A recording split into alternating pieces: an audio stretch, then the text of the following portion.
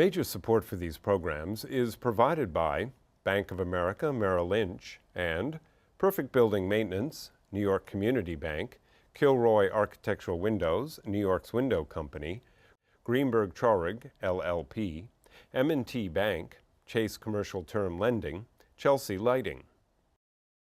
Additional support is provided by Briarwood Organization, Bruce Mosler, Capital One Bank, Cassidy Turley, C.B. Richard Ellis, Cushman & Wakefield, Dime Savings Bank of Williamsburg, Douglaston Development, DDG Partners, Hal Fettner, Durst Fettner Residential, Friedman LLP, Accountants and Advisors, Flushing Bank, Gemini Real Estate Advisors LLC, Genova Burns, Giantomasi and Webster, Investors Bank, James D. Kuhn Real Estate Center at Syracuse University, James Orphanides, Centurion Holdings, Corman Communities, Madison Realty Capital, Margolin, Weiner and Evans, LLP, Certified Public Accountants and Business Advisors, Massey Knackle Realty Services, Meridian Capital Group, Newmark Knight Frank, Sterling and Sterling, SJP Properties,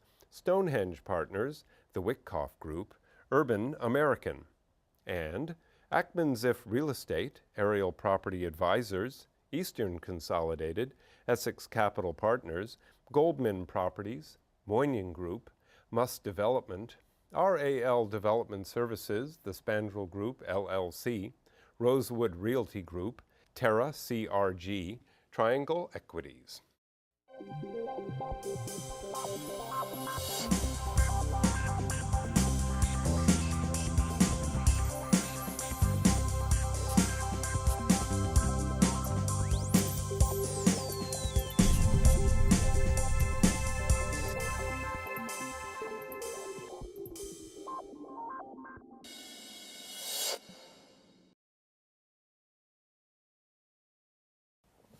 In my show, the last couple of weeks, the last couple of months, I've had all of these ultimate optimists, these people saying that the world is doing so great, the New York City real estate market is fantastic, you know, anybody can afford these high rents, interest rates are at their lowest point, and since I'm normally the one who's not always the most optimistic, I said, perhaps, maybe I'm wrong.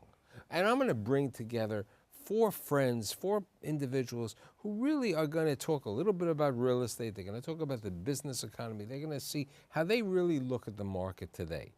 And my guests, they include Vincent Riso, who's the chairman, CEO, chief bottle washer, cook of the Briarwood organization celebrating their 100th anniversary. From the Garden State of New Jersey, preferably from the city of Newark.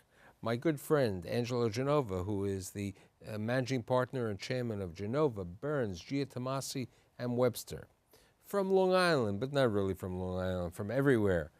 The man who's the chairman and CEO of a company who's celebrating their 80th anniversary, David Sterling, Sterling & Sterling. And last but not least, my friend, my buddy who's been my friend, supporter, and great human being, Jim Orphanides, who is the president and COO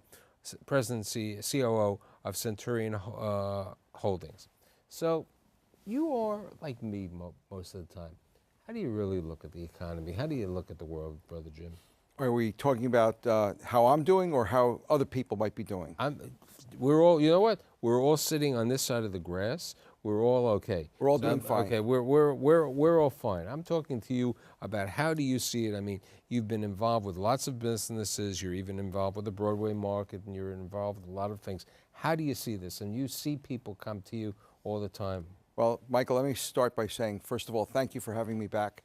I appreciate the opportunity to be here. And also recently you were in the Wall Street Journal featured as the philanthropist of the day.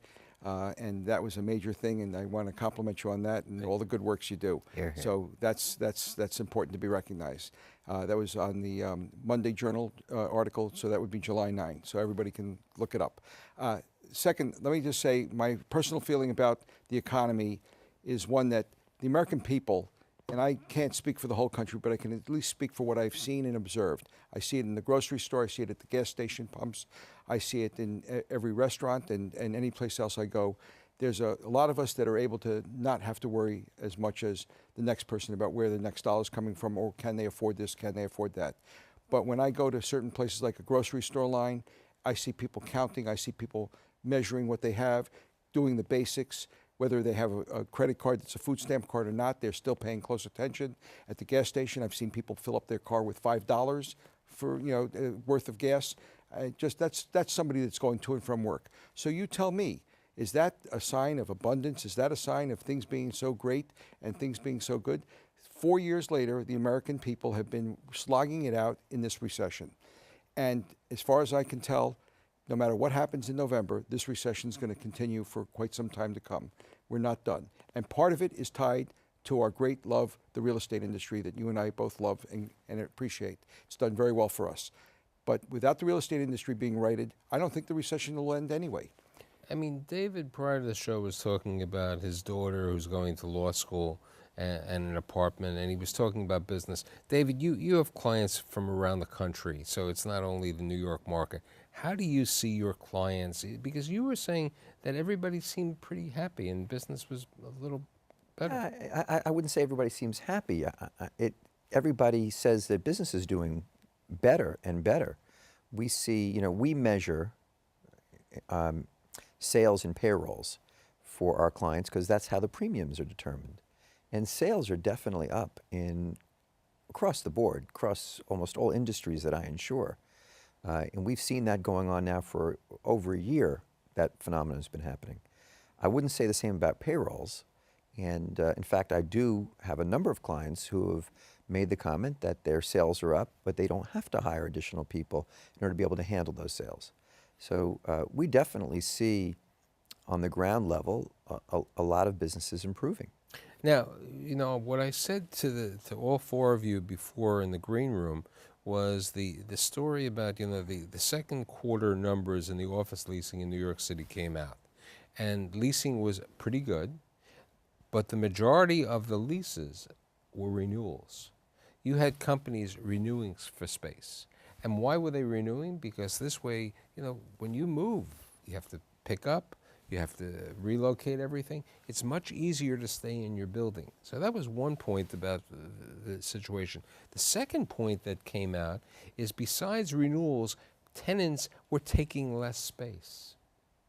They're taking less space because they're being more efficient. I mean, Angelo's offices are beautiful in New Jersey, but many people would have much smaller offices than you have over there. People are utilizing cloud computing. So there are no more, data centers within in the building. Do you still have a big law library? It's no longer needed there anymore because it's all computerized. So tenants are taking less space. They're being more efficient. The number of administrative assistants for a partner has increased, right? Angelo, how do you see that? Well, because the legal business has been one of the large entities who have renewed leases, the legal business and the financial service. One of the great things about being a lawyer in relationship to the economy generally is that as a lawyer and a law firm, you're at the intersection of many things. We're in the business of problem solving, addressing controversy, and helping people make deals. So it becomes a great place to assess what's really happening in the economy, because the activity that flows for your office is either going to be a reflection of an uptick in deals and transactions, or if there's an increase in controversies and disputes, then that means people are doing things and want the pie to be divided a certain way. And if you're problem solving, that's typically because clients are the people that want you to help them through a transaction or a deal.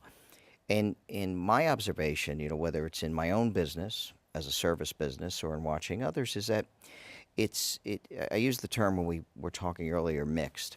There are certain segments, I think we've seen real uptakes in real estate. We think one of the reasons is because there have been government inducements, particularly in urban centers, whether it's ERG programs or the Urban Transit Tax Credit or other incentives that government provides, that at least has been catalyst for the economy. But we see slow downturns reflecting what others have said in the retail markets. We don't see a strong growth among our retail clients because that tends to be a reflection, I think, of a lack of consumer confidence. Which relates to Jim. I Right, think it's right. consumer confidence and also that they don't have as much money Right. to purchase. Right, and we can sit here and, I don't profess to be as astute as my colleagues here on matters of business, but to me it's almost a feel. It's a sense of optimism. It's a sense of, there's an emotional factor. And right now, as a consumer myself, I'm not feeling an energy that people have a high degree of confidence or a high degree of optimism. So to get into your point about lease renewals and not taking more space and actually cutting back, I don't think it's just about efficiencies. I think it's about an absence of confidence that the next 3 years are going to bear or show a need that's going to require the kind of growth that would warrant taking 10% more space. But you bring out something which I'm happy that you bring out with regard to this, the urban centers. I mean, if Christie and the legislature in New Jersey did not have these urban tax credits, you would not have had Panasonic move to downtown Newark. You wouldn't have all these companies relocating over there. There are apartment houses that are being built because of urban tax credits. I mean, since when is Hoboken an area that really needs to have urban tax credits? When does New Brunswick really need it? I can say that Newark definitely needs the urban tax credits, but this urban tax credits have taken away business. Like Pearson is moving out of New York City to move to Hoboken because they're getting tax credits. I mean, this happened in Brooklyn. You remember, Vinny, on with Metro Tech. Are the government providing too much on these urban tax credits? Well, that's a really good question, Mike, and it's a balance. And how much incentive and how much inducement should there be by government, and how much waiver of tax obligation should there be? And I think right now it's a great catalyst, and I think you're right. I think these incentives are motivating people to look at urban centers, but I think other things are motivating people. I think, I just read a recent study, I think it was in USA Today, just about the demographic of younger people. They want to live in urban centers. They want to live near trains. They want accessibility to that kind of lifestyle. So there are other reasons why government might want to involve itself in encouraging development in urban centers in anticipation of a housing need or commercial need or a job need in those locations where people want to go.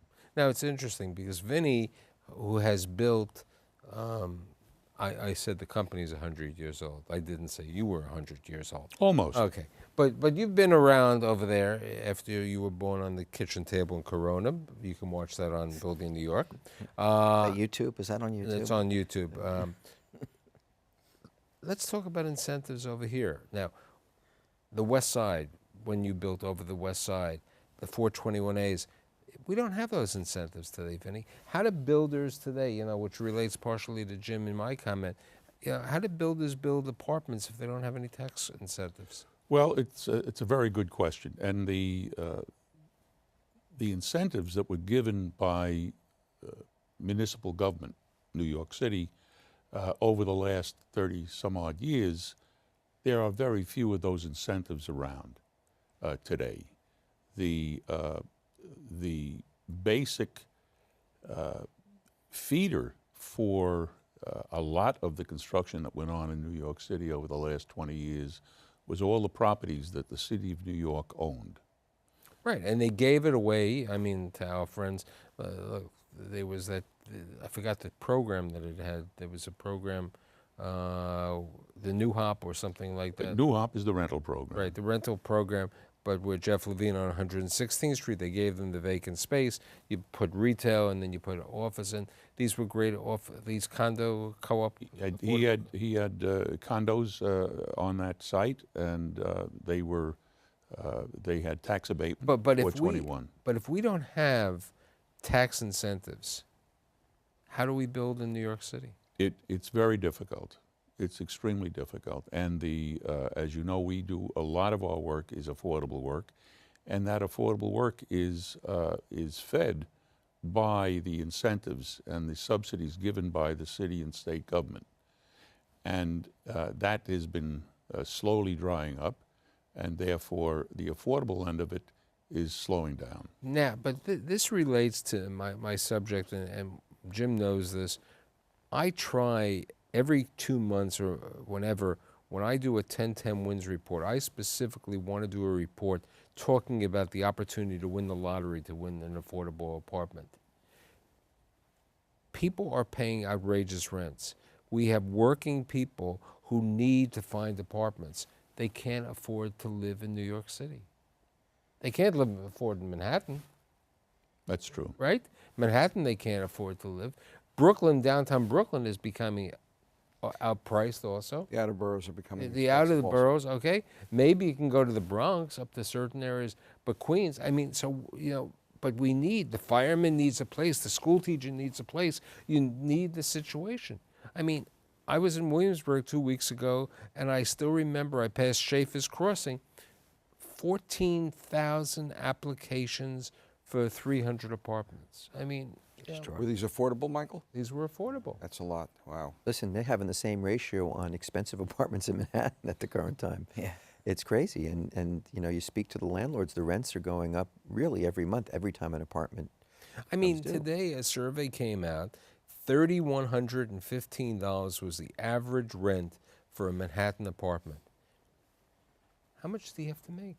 You were talking before, $3,500 a month. That's $42,000 a year. $42,000 a year. If you make $100,000, It's not affordable. it's not affordable. And there's no tax benefit for that. So you're Right. talking about after tax But dollars. part of the other problem, and Vinny will tell you, Vinny, you have affordable co-ops. Yes, we do. Okay. These, and he has people who want to buy these affordable co-ops in the Rockaways and in the Bronx. He can't get these people mortgages. Why? The banks are very, very slow. They just don't, the setup on approving people, the various approvals that have to be gone through take so long that by the time they're finished, the primary approvals have lapsed already and we start all over again. It's very difficult. The banks do not want to lend on affordable. Now, that relates to a question, you know, as you remember, the week before I did a show with bankers and we were talking about, do banks, in your own opinion, from what you see, do banks want to lend to small businesses? Jim? Well, they may say they do. I would love to see the statistics and the number of applications. I think there's a deterrent on the application window, and I certainly can say I do not see the statistics showing a strong showing of great lending support for giving businesses, small business people, the kind of capital they need to get themselves to the next level or keep themselves alive, and they're forced to find other alternatives for financing, and it puts them at peril, which is the place where we all know, and we've heard it 100 times from government, from everybody else, the people who do most of the real hiring in this country are the small business owners. So if we want to encourage job growth, let's find a way to get some capital to the small businesses so that they can continue to grow. Yeah, one of the banks that was here earlier, one of my good friends is a large real estate owner in New York. He has very little debt on any of his buildings, but he does have an unsecured line that he uses, you know, toward the end of the year for tax payments, and then he pays it back out of his rents, you know, over the 6 months. He's had that with this bank for 20 years. His rents have only gone up. His debt has only gone down. And they all of a sudden want personal signatures and all sorts of other collateral. And he said no. And he's moving from that bank. He's moving to another bank that's going to do it. For 20 years, it was fine. His risk has only gotten better.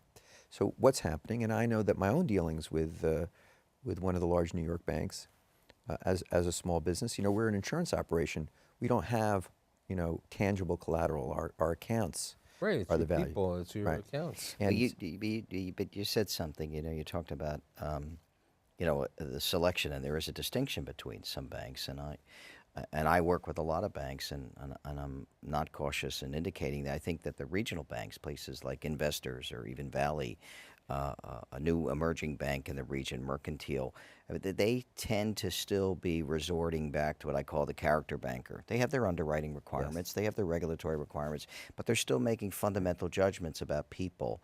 And I think you're right, Jim, but I think it's the big players that are wedded to the rigidity of the new standards. But I think regionally you can still find bankers that are willing to take the risk associated with some of these entrepreneurs. I think that's right. And that person I told you about is moving to one of those players. Right, right. Because they are going to work with him. How do you see, you're a full-service law firm, you have over 100 professionals. How do you see the other businesses in the region? Because you're New York and New Jersey based. How do you see the economy with regard to that? Well, someone mentioned when we were chatting before the program about New York being a bubble. And I think there is a real contrast. I mean, there's a certain vibrance, there's a certain higher level of optimism, there's a sense that this city can do and will do that doesn't exist, I think, in the outlying areas. There are pockets of optimism. So what I'm seeing is a mixed bag. I'm seeing certain industries that are doing well in this economy. Like which industry? Well, the ones that I think are showing some promise on at least our side of the river are industries that are, I see the energy industry, for instance. Even though there's been a setback in solar, I think alternative energy is still attracting some interest and some growth. Another industry that I think has shown some promise has been development, but principally in the urban areas. I think there's been a fall off in the suburban areas, and there's an active interest in the development of residential and rental apartments in the urban areas. So we see that. I talk to my friends that are in the accounting industry. I think there's some growth there, which suggests to me that people need accountants to move money. So those are some of the pockets of success. And interesting, and I'd like everyone's approach. Vinny and I we're native New Yorkers for our entire life. And, there are discussions of, the Racino at Yonkers Racetrack and the Racino at Aqueduct are doing rather well. And recently, Jeff Guerrero opened up an OTB in Bayonne. And Atlantic City, my opinion, it's still the pits. I don't care if Ravel's there and what's going on. Do you see the gaming industry growing within the region? Do you see maybe gaming, is that the key to Coney Island? At one time the gaming industry was going to go to the Rockaways, Is it Coney Island? I mean... Well, Coney Island has a liking for the gambling industry, and I think we're going to hear a lot more about that shortly. I don't know if gambling has anything to do with the economy. It's not people that are robust with money that are gambling, but it's anybody that can steal or beg or borrow. I agree, but let's look at what happens. Aqueduct opens up. It is the slots at Aqueduct were the best in the nation. The best in the nation. Highest payouts, too. The highest payouts. But look what's going on. Right now, New Jersey, they need this, right? I mean, Monmouth Park needs, do they have racinos over there? No, the slots haven't come, and this is a matter of debate. But I agree with the comment that was just made. Gaming is a reflection of people having dollars to spend. It's still discretionary dollars, and maybe people's priorities are a little bit off, but it's still the tail end on that. So, gaming as an industry, I mean, I think the future of gaming is a function of the internet, expansion of sports betting. I agree with you, Mike. I think Atlantic City squandered 3 decades, and that's not going to turn around. And I think that expanding gaming in New Jersey is just going to be a function and reaction to the fact that it's coming to New York, and that people in the state will realize that you can't have this isolated venue called Atlantic City because people just won't come, and they're not coming, and that's my observation. There was very few gaming opportunities on the East Coast, let's say, until the Native American gaming operations started popping up in Connecticut and elsewhere in the country. And so you're diffusing a population. It's not an unlimited population, it's a limited universe. And so if everybody gets gaming, everyone's going to be sharing, smaller pieces of the same pie. But if we look at it today, you have gaming in many, many cities. I mean, in the center of downtown Cleveland, which I understand. You have gambling on every street corner through the lottery system in every state that you're talking about. What do you call that? That's gambling. And you're going You to got Wall Street. That's gambling. And you're you gonna have be the impacting J.P. that. Morgan Chase scenario that just occurred, where they talked about it being a hedge, and they've maybe losing several $1 billion. And you want to know something? That was gambling. That wasn't a hedge. That was a gambling risk. Let's talk honestly and openly about what we're really talking about. Gambling is gambling, and it's pervasive, and it's part of the American culture. So let's accept it for what it is and open it up. If you want to keep the business in New York State, then have some casinos in New York State. You want to try and improve the balance and power. Atlantic City's losing to Bethlehem Steel's recent rejuvenation of an old steel plant that basically helped the World War II, helped build half of the buildings in New Bethlehem York. Steel over there is doing fantastic. And now they have retail, and they have a hotel, and they've done other businesses. If New York City had gaming over here, your restaurants do better, your hotels do better, Conventions. your conventions do better. I mean, why do you think Atlantic City? You have all of the situations. I want to add one comment to the discussion we had at the beginning about the economy. I forgot to say the most important ingredient of why this recession is still crippling the American people, the working class, and everybody else. And that's called something that we've said it doesn't exist. It's called inflation. If you go to a grocery store today and you buy a quart of milk, a loaf of bread, a dozen eggs, a half a pound of butter, you're paying $9.50. They don't talk about the fact that 10 years ago that was $3.80. So please tell me what's not inflationary about that, especially if you have less dollars today and you're a working class person. The American dream at one time was to own your residence. Is that the same way, Vinny? It was also the retirement plan for Right. many people. It's been the American dream right up until this time. And now people are finding it very difficult to own their own residence. Angelo, what do you think? I agree with that, and I think that the promise of America or the American dream, when people begin to realize it's not accessible, hope was always part of it. You always believed you could own your own home. Not whether you did, but that you could, and I think what's happening are people are second guessing the whole notion that they could own their own home, that there's a roadmap to get there, that there's a job to get there, that there's an income that allows to get there, and there's a bank that's going to give them money to buy it. But Vinny brought up the other situation. People thought Social Security, retirement was there, and what Jim said, and David said, inflation has taken away this. Social Security is not sufficient to take care of people.